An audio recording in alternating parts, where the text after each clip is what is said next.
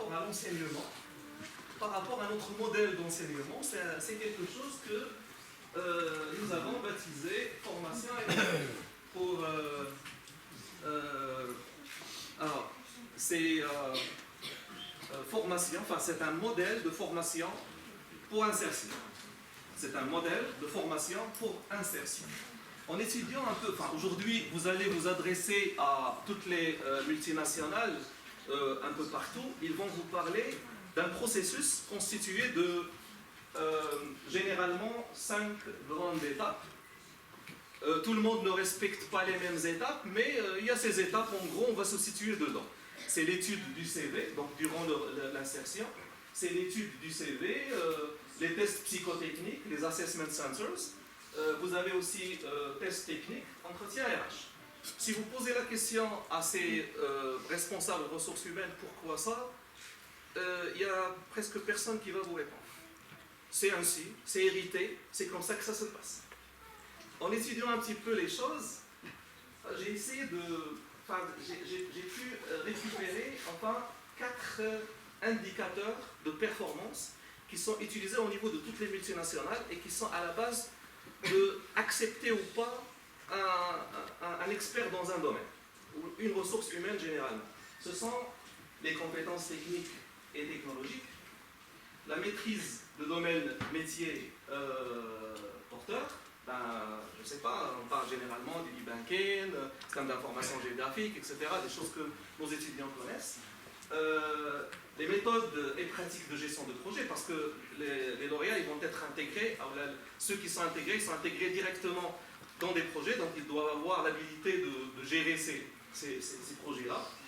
Et quelque chose dont on parle aujourd'hui, les soft skills. Au niveau du gouvernement, un peu partout, on a tout rebaptisé à base des soft skills. Mais regardez un peu ce que je constate. Je constate que, je ne sais pas si vous voyez, que les flèches qui entrent en étudiant, là j'ai 3 flèches qui vont entrer dans la partie soft skills. Ça veut dire, alors que 2 seulement pour compétences techniques et technologiques. Ça veut dire qu'on réalise, ça ce sont si on veut dire les éléments de test, alors l'étude du CV, test psychotechnique, etc. Je ne veux pas rentrer dans les détails, mais vous pouvez remarquer que les tests psychotechniques ils sont réalisés uniquement pour détecter les bons soft skills au niveau des lauréats. Si je prends, alors, au niveau des tests psychotechniques, c'est aussi ça. Les tests psychotechniques, c'est uniquement pour détecter les capacités comportementales et surtout la réactivité et un peu l'intelligence pour voir ce qu'il y a dedans dans le projet proposé et qui vont aussi, on va dire, verser vers soft skills.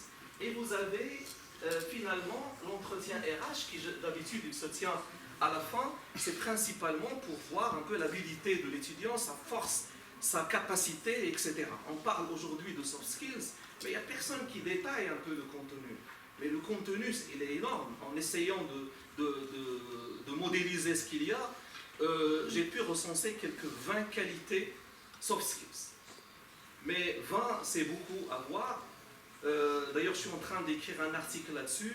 J'ai pu récupérer 4 catégories de soft skills. Par exemple, on va dire la détermination. Par exemple, on va parler de la catégorie, je dirais, je ne sais pas, en parlant par exemple de la confiance et communication. Donc il faut faire confiance à soi-même. Déjà, il faut avoir confiance en soi.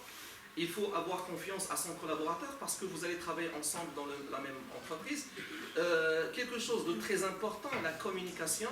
Et c'est un modèle que d'ailleurs nos étudiants ils doivent le comprendre. Aujourd'hui, je leur donne 10 à 15 minutes pour faire leur présentation. Ça, c'est pour apprendre à être correct, clair, concis et précis, ce que nous avons appelé les 3 CP. Donc en fait, il faut être correct, il faut être clair quand même, il faut être concis, on n'a pas besoin de dire beaucoup de choses pour passer l'information, et il faut être précis là-dessus. C'est un peu l'ensemble des capacités ou des qualités qui se trouvent ici donc, à votre niveau.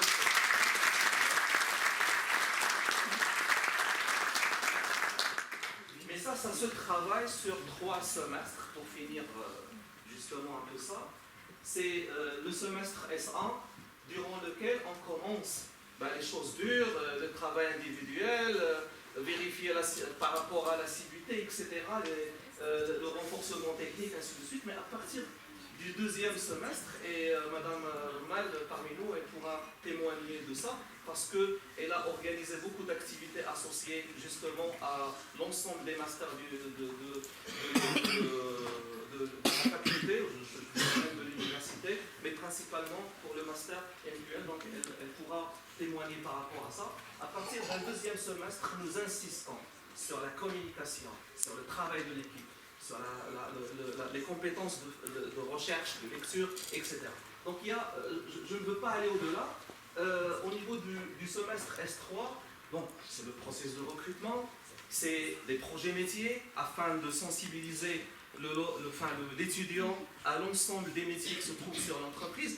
Lorsqu'il ira à l'entreprise, il sera déjà à l'aise, il aura déjà la bonne connaissance qu'il faut, il aura les compétences techniques qu'il faut, il aura, je vais dire, les bons soft skills, et il aura la bonne connaissance métier. Donc c'est un travail derrière, et c'est un peu ça. Donc c'est en quelque sorte, vous pouvez le mettre entre parenthèses, nous essayons de ne rien laisser au hasard afin d'aboutir à ce résultat. Donc je suis désolé, excusez-moi d'avoir été long. J'ai